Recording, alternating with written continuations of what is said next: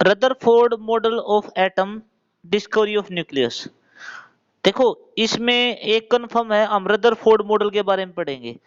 Rutherford एक chemistry में एक बड़े साइंटिस्ट थे जिन्होंने एक मॉडल दिया था जिसका नाम था Rutherford nuclear model. Basically it was the discovery of nucleus. ये किसकी डिस्कवरी करने के लिए था? न्यूक्लियस की डिस्कवरी, कि न्यूक्लियस कहाँ होता है और इसके न्यूक्लियस के अंदर क्या क्या होते हैं, ये चीजें की थी। तो उसने सबसे पहले लिया था ये ब्लॉक ऑफ लेड। ये मैंने कल भी बताया था, it is block of lead, it is block of lead. इसके अंदर एक सब्सटेंस रखा गया है रेडियम। रेडियम एक सब्सटेंस, रेडियम क्या है? एक रेडियो एक्टिव सब्सटेंस है। और आपसे पूछे कि रेडियो एक्टिव सब्सटेंस क्या होते हैं, वो सब्सटेंस जो अपने आप रेडिएशन छोड़ते हैं, अल्फा बीटा गामा, उनको क्या बोलते हैं? Radio active substance. यहां मुझे अल्फा रे से कंसीडर करना है, तो लेट करो यहां से अल्फा रेज निकलती हैं रेडियम में से, ये जाती हैं, ये एक स्लिट है। स्लिट होता क्या है?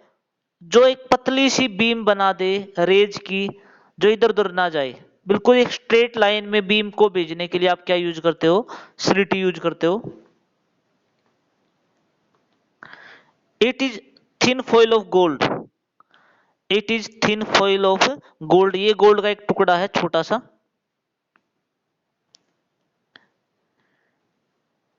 इसके चारों तरफ लगी हुई है स्क्रीन। ये जिंक सल्फाइड स्क्रीन है बेटा। अब जिंक सल्फाइड स्क्रीन क्या काम करती है? यदि कोई भी अल्फा रेज या कोई भी रेज इस स्क्रीन से टकराएगी तो इट प्रोड्यूस कलर और स्पॉटिंग। उससे हमें ये अंदाजा लग जाएगा कि कितनी रेडिएशन और किस डायरेक्शन में आ रही है। तो ये इसके लिए मैंने क्या यूज किया? Zinc sulphide screen. तो इस एक्सपेरिमेंट की 3 ऑब्जर्वेशन है और 3 कंक्लूजन है। मैंने हर ऑब्जर्वेशन के साथ उसका कंक्लूजन लिखा हुआ है ताकि तुम्हें ज्यादा समझ में आए। तो सबसे पहली ऑब्जर्वेशन थी कि most of the alpha particle pass through the foil without any deflection, कि मोस्टली रेज सीधी निकल जाती हैं बिना कोई डिफ्लेक्शन के, बिना डिफ्लेक्शन के they pass through the gold foil. तो इसका कंक्लूजन क्या निकाला? There must be sufficient empty space in the atom.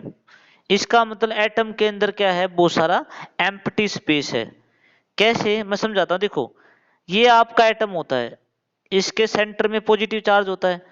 यदि मैं इस पार्ट को लूं, आपके इस पार्ट को, इसमें इलेक्ट्रॉन होता है। इलेक्ट्रॉन तो अल्फा पार्टिकल के आगे ना के बराबर है, क्योंकि अल्फा पार्टिकल पे 4+4 चार्ज होता है। इलेक्ट्रॉन का मास नेग्लेजिबल होता है, वो अल्फा रेज को नहीं रोक सकते, अल्फा रेज को नहीं रोक सकते। तो मोस्टली रेज क्या निकल जाएंगी आपकी? सीधी। तो इसलिए आप बोल सकते हो कि most of the part of the atom is empty. ये फर्स्ट ऑब्जर्वेशन थी on the basis of first conclusion था on the basis of first observation. इसमें कोई डाउट है तो पूछो बेटा। What was the second observation? आपकी सेकंड ऑब्जर्वेशन क्या थी? कि few alpha particles are deflected by small angle. कुछ क्या है? स्मॉल एंगल से डिफ्लेक्टेड हुए थे। What it means? देखो ये न्यूक्लियस होता है, इस पे पॉजिटिव चार्ज, ये आपका पूरा एटम। अल्फा रेज पे पॉजिटिव चार्ज होता है, alpha rays contain positive charge.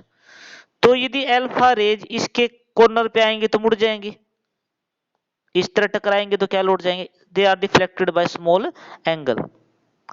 क्योंकि अल्फा रेज के ऊपर पॉजिटिव चार्ज है और जो उसकी सेंटर की तरफ जा रहे थे एटम की तरफ, they are deflected by small angle.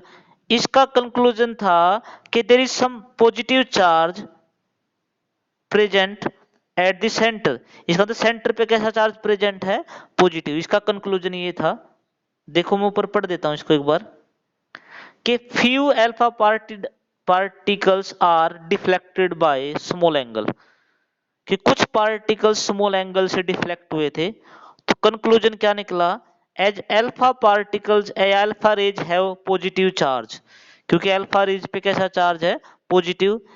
Alpha rays are deflected, so some positive charge present within the atom, क्योंकि अल्फा पे पॉजिटिव चार्ज है और उसको किसी ने डिफ्लेक्ट किया है, तो it means there is some positive charge present in the centre of the atom. What was the third observation and conclusion? A very few were deflected back. कुछ रेडिएशन वापस लौट गई थी। This shows that heavy positive charge present at the center of the atom with small volume. What it means? कि आपके जो positive charge ये centre में मान लिया मैंने, ये आपका कंप्लीट एटम, जो बिल्कुल न्यूक्लियस से टकराएगी अल्फा रेज बिल्कुल जाके, तो it will be deflected back, उसको क्या लौटा देगा, वो वापस लौटा देगा। तो यदि कोई चीज टकरा के वापस चली गई, it means it is very heavy. तो सेंटर में जो पॉजिटिव चार्ज प्रेजेंट है, the positive charge present in the centre is heavy positive charge, heavy का मतलब बहुत स्ट्रॉन्ग है वो, and in small volume, small volume का मतलब स्पेस बहुत कम लिया है उसने बिल्कुल क्योंकि few radiation are deflected back, बहुत कम वापस गई हैं, तो उसका वॉल्यूम तो कम है but it is very strong. तो इट मींस एटम के सेंटर में एक हैवी पॉजिटिव चार्ज प्रेजेंट है इन स्मॉल वॉल्यूम। तो पढ़ो इस पैराग्राफ को, थर्ड को भी। Now we will consider about the nucleus. अब किसकी बात आ गई, न्यूक्लियस, जिसके बारे में हम बता रहे थे कि small heavy positive charge body present within the atom is called nucleus. तो कंक्लूजन वॉज कि किसी भी एटम के सेंटर में, if it is atom then its centre contain a heavy positive charge particle. हर एटम के centre में क्या है, एक हैवी पॉजिटिव चार्ज बॉडी है, that body is called nucleus. तो उसको क्या बोला गया, न्यूक्लियस बोला गया। तो according to Rutherford model of atom, atom consist of two part. Rutherford model के अकॉर्डिंग आपके एटम के दो पार्ट माने गए। One is very famous nucleus, एक पार्ट क्या माना गया, न्यूक्लियस बिल्कुल सेंटर में। It is very small size positive charge body, small size होगा बट उसके अंदर कैसा चार्ज होगा, positive, contain proton and neutron. तो न्यूक्लियस बेसिकली एटम के सेंटर में एक पॉजिटिव चार्ज बॉडी होती है, और उसमें क्या क्या प्रेजेंट होते हैं, आपके all protons and all neutrons, जितने भी आपके प्रोटॉन और न्यूट्रॉन हो सारे किसके अंदर प्रेजेंट होते हैं, आपके न्यूक्लियस के अंदर। All mass of the atom present in nucleus because electron were negligible mass. अब इलेक्ट्रॉन का मास तो हम ना के बराबर मानते हैं, तो सारा मास किसके कारण होता है, प्रोटॉन और न्यूट्रॉन के कारण, and both proton and neutrons are present in the centre of atom in nucleus, so all the mass of the atom is consider in the nucleus. तो हम ये मान के चलते हैं कि सारा मास किसके अंदर है, न्यूक्लियस के अंदर है। न्यूक्लियस को छोड़ दें तो उसको बोलेंगे एक्स्ट्रा न्यूक्लियर पार्ट। न्यूक्लियस को छोड़ के जो पार्ट होता है that is called extra nuclear part, and this space around the nucleus in which electron are distributed. भाई न्यूक्लियस को छोड़ दो, उसके बाहर जो भी पार्ट बचा उसमें कौन डिस्ट्रीब्यूट हो सकते हैं, इलेक्ट्रॉन्स। तो उसको नाम दे दिया गया extra nuclear part, that is called extra nuclear part. Means ये आपका न्यूक्लियस है, ये आपका न्यूक्लियस हो गया, इसके बाहर जो भी ये स्पेस है it is extra nuclear part. इसके अंदर आप इलेक्ट्रॉन क्या कर सकते हो, डिस्ट्रीब्यूट कर सकते हो। इसमें कोई एटॉमिक नंबर क्या होता है, now we will discuss about the atomic number. ये आपको पहले भी पता है कि it is the total number of proton present in the nucleus, कि न्यूक्लियस में, in nucleus how many protons are present that equal to atomic number. जितने आपके प्रोटॉन प्रेजेंट होंगे उसको भी आप क्या बोलोगे, एटॉमिक नंबर। और total number of electron present in neutral atom, एक न्यूट्रल एटम में कितने प्रोटॉन हैं उतने ही आपके नंबर ऑफ इलेक्ट्रॉन होते हैं, और उन्हीं को क्या बोलते हैं, atomic number. Means if carbon has atomic number 6, यदि कार्बन का एटॉमिक नंबर 6 है, it means it contain 6 electron and 6 proton. यदि कार्बन का एटॉमिक नंबर 6 मान लिया आपने, तो it will contain 6 number of electrons and 6 number of protons.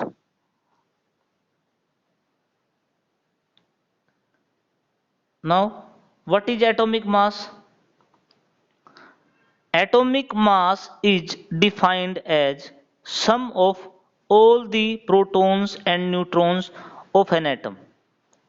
किसी भी एटम में total number of all protons and neutrons, proton और न्यूट्रॉन का टोटल जो सम होगा, it will be equal to atomic mass. आपके एटम में total number of neutron plus जितने आपके प्रोटॉन हो जाएंगे, that will called atomic mass और mass number. For example, if atomic mass of carbon is 12, if atomic mass of carbon is 12, आपने ये मान लिया कि कार्बन का एटॉमिक मास 12 है, तो it means there are 6 number of neutron and 6 number of proton. तो टोटल 12 हो गया ना, तो there will be 6 neutron and 6 proton. वहां पर 6 क्या होंगे, आपके न्यूट्रॉन होंगे, 6 क्या होंगे, आपके प्रोटॉन होंगे। If atomic mass of sodium is 23, क्यों होता है सोडियम का 23 एटॉमिक मास? तो इसने बोला because sodium contain 11 proton and 12 neutron. 11 proton plus 12 neutron is equal to 23, तो इसलिए atomic mass of sodium is 23।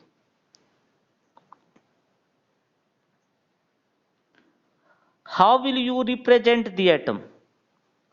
आप एटम को रिप्रेजेंट कैसे करोगे? How you will represent a atom? तो हमेशा आप किसी भी सिंबल को मिड में रखोगे, एटॉमिक मास टॉप में लिखोगे और एटॉमिक नंबर बॉटम में लिखोगे। एटॉमिक मास टॉप में और बॉटम में क्या लिखोगे, एटॉमिक नंबर लिखोगे। इफ एटॉमिक मास इज 27, यदि एल्यूमिनियम का एटॉमिक मास 27 है और एटॉमिक नंबर है 13, ये नीचे लिखा हुआ atomic mass is equal to 13, it means there will be number of electron also will be 13। यदि एटॉमिक मास 27 है और एटॉमिक नंबर 13 है, तो उसमें नंबर ऑफ इलेक्ट्रॉन भी 13 होंगे and number of proton will also 13, और नंबर ऑफ प्रोटॉन भी क्या होंगे, आपके 13 होंगे। आपको निकालना है number of neutron. Atomic mass में से क्या माइनस करना है, एटॉमिक नंबर।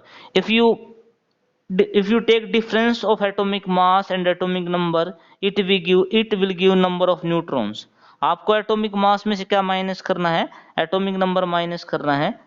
तो आपने क्या किया, एटॉमिक मास में से एटॉमिक नंबर माइनस किया, तो एटॉमिक मास था आपका 27, एटॉमिक नंबर 13, तो 14 क्या आ जाएंगे, आपके नंबर ऑफ न्यूट्रॉन्स आ जाएंगे। तो इस तरीके से आप क्या निकाल सकते हो, नंबर ऑफ न्यूट्रॉन निकाल सकते हो। Next is what are isotope, ये पहले भी आ चुका है। व्हाट आर आइसोटोप्स, बोलो बेटा, ये बोलो। Isotopes, these are the atoms of same element which have same atomic number but different atomic mass.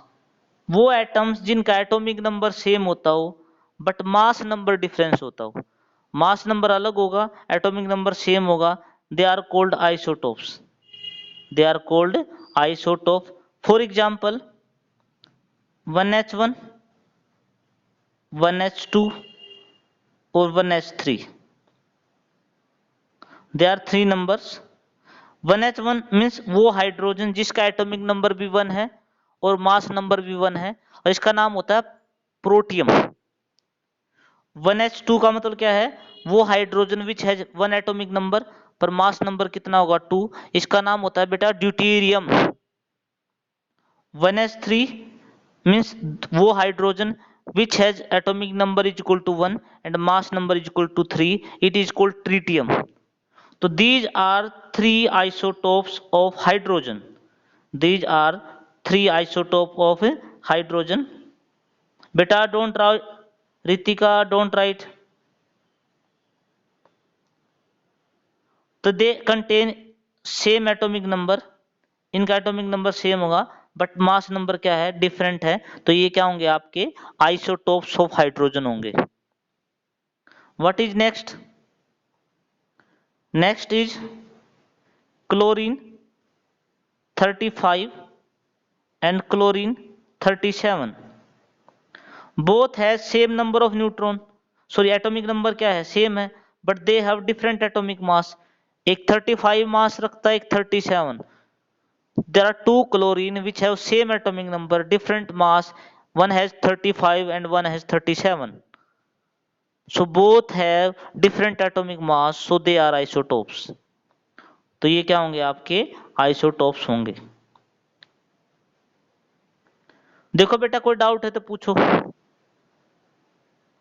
What are isobar, यदि आपसे पूछे what are isobar, these are the atoms, these are the atom which have different atomic number but same atomic mass। यदि आपके atoms का atomic number different हो but mass number same हो, that are called isobar, that are called isobar. इसमें ये नहीं आएगा बेटा, पोटेशियम नहीं आएगा। We can take example of argon and calcium, we can take example of argon and calcium, both have different atomic number, दोनों का एटॉमिक नंबर क्या है, डिफरेंट है, but they have same atomic मास, पर एटॉमिक मास आर्गन का भी 40 है और कैल्शियम का भी 40 है, तो से यार रितिका बेटा, so they have same atomic number, दोनों का डिफरेंट है but they have atomic same atomic mass, so they are called isobar. तो आप इनको क्या बोलोगे, आइसोबार बोलोगे। आर्गन एंड कैल्शियम का एग्जांपल अच्छा है। What is the next definition, isotones. What is next definition, isotones क्या होते हैं। These are the element which have same number of neutron. If two or more species they contain same number of neutrons are called isotones. If they contain same number of neutrons are called isotones. Example देखो बेटा, यदि आप example देखते हो तो जैसे मान लो मैंने एग्जाम्पल लिए कार्बन, नाइट्रोजन और ऑक्सीजन, ये आइसोटोप भी हैं, तो यहां पर आप नंबर ऑफ न्यूट्रॉन निकालो, 14 में से 6 गया 8, 15 में से 7 गया 8 और 16 में से 8 गया 8, तो मीन्स ये तीनों के तीनों स्पीशीज के अंदर नंबर ऑफ न्यूट्रॉन्स कितने हैं आपके 8। आप 14 में से 6 माइनस करोगे तब भी 8 आएगा, 15 में से 7 करोगे तब भी 8 आएगा, 16 में से 8 माइनस करोगे तब भी क्या आएगा 8, तो there will be 8 neutrons in all three species, so these are called isotones. What are the next definition? What are isoelectronic? These are the species which have same number of electrons. यदि electron की संख्या same हो जाएगी then they are called isoelectrons या isoelectronic species. For example, oxygen -2, oxygen का atomic number 8, -2 का मतलब 2 extra electron लिए तो there will be 10 number of electron. F negative, fluorine 9 electron, एक इलेक्ट्रॉन लिया तो there will be 10 electron. Neon there will be 10 electron. Sodium 11, +1 का मतलब एक इलेक्ट्रॉन डोनेट दे दिया तो कितने इलेक्ट्रॉन रह जाएंगे 10। तो इस तरीके से आपके नंबर ऑफ इलेक्ट्रॉन कितने हो जाएंगे आपके 10। चारों स्पीशीज में नंबर ऑफ इलेक्ट्रॉन 10 है, so they are called isoelectronic species. तो इनको आप क्या बोलोगे, आइसो इलेक्ट्रॉनिक स्पीशीज बोलोगे। अब एक क्वेश्चन है देखो, आपको number of electron, number of proton और नंबर ऑफ न्यूट्रॉन निकालने हैं एल्यूमिनियम 3 पॉजिटिव में। एल्यूमिनियम 3 पॉजिटिव में आपको number of proton, number of electron, number of neutron निकालने हैं। एक चीज ध्यान में रखना, aluminium 3 positive means aluminium 3 electron दे चुका है, but there will be no effect on atomic number, atomic mass, number of proton और नंबर ऑफ न्यूट्रॉन। प्लस का एल्यूमिनियम +3 का मतलब 3 इलेक्ट्रॉन दे चुका है, तो 3 इलेक्ट्रॉन देने के बाद प्रोटॉन पे कोई इफेक्ट नहीं आएगा, एटॉमिक नंबर पे कोई इफेक्ट नहीं आएगा, एटॉमिक मास पे कोई इफेक्ट नहीं आएगा और नंबर ऑफ न्यूट्रॉन पे कोई इफेक्ट नहीं आएगा। सिर्फ पॉजिटिव और माइनस चार्ज से सिर्फ डिफरेंस आता है नंबर ऑफ इलेक्ट्रॉन से। किस पे डिफरेंस आता है, नंबर ऑफ इलेक्ट्रॉन के ऊपर डिफरेंस आता है। देखो एल्यूमिनियम 3 पॉजिटिव का भी एटॉमिक नंबर कितना रहेगा 13, बेशक वो एल्यूमिनियम है या एल्यूमिनियम 3 पॉजिटिव है, एटॉमिक नंबर रहेगा 13। 13 है तो नंबर ऑफ प्रोटॉन भी कितने रहेंगे 13। एल्यूमिनियम 3 पॉजिटिव में भी नंबर ऑफ प्रोटॉन कितने रहेंगे 13। हाँ, नंबर ऑफ इलेक्ट्रॉन चेंज हो जाएंगे। 13 +3 का मतलब 3 इलेक्ट्रॉन दे चुका है, तो +3 में 3 इलेक्ट्रॉन माइनस करोगे देयर विल बी 10 इलेक्ट्रॉन, तो कितने इलेक्ट्रॉन बच जाएंगे 10। एल्यूमिनियम का एटॉमिक मास 27 हम पहले ही बता चुके हैं, the mass of aluminium is 27। तो what will be the number of neutron, 27 जो एटॉमिक मास है उसमें से माइनस कर दो 13 atomic number, there will be number of neutron 14। तो इस तरीके से आप किसी भी आयन में नंबर ऑफ इलेक्ट्रॉन निकाल सकते हो, नंबर ऑफ प्रोटॉन और नंबर ऑफ न्यूट्रॉन निकाल सकते हो। इस पेज में कोई डाउट है तो पूछो बेटा, फिर मैं पूछूंगा आपसे।